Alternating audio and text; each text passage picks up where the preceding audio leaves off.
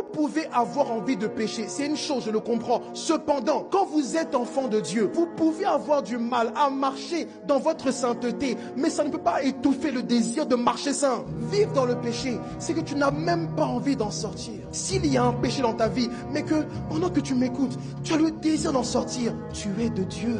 Vivre dans le péché, c'est n'avoir aucun désir de se repentir. Tu n'as pas envie de reconnaître devant Dieu que tu as péché contre lui.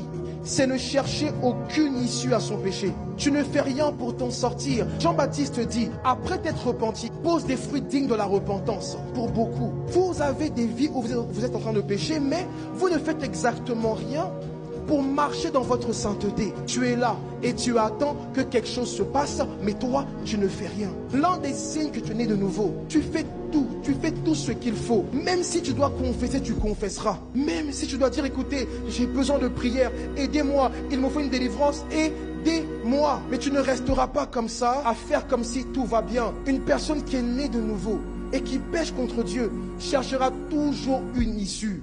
Certains vont dire, mais pasteur, moi par exemple, j'ai accepté Jésus, mais je pratique encore le même péché et je n'arrive pas à en sortir. Ça ne veut pas dire que tu n'es pas sauvé. Il y a différentes raisons qui emmènent beaucoup de chrétiens à continuer à pécher, mais ça ne veut pas dire que vous n'êtes pas de Dieu. L'un des signes que l'Esprit de Dieu est en vous, c'est que quand vous péchez, peu importe le plaisir que le péché vous procure, vous avez toujours le désir d'en sortir.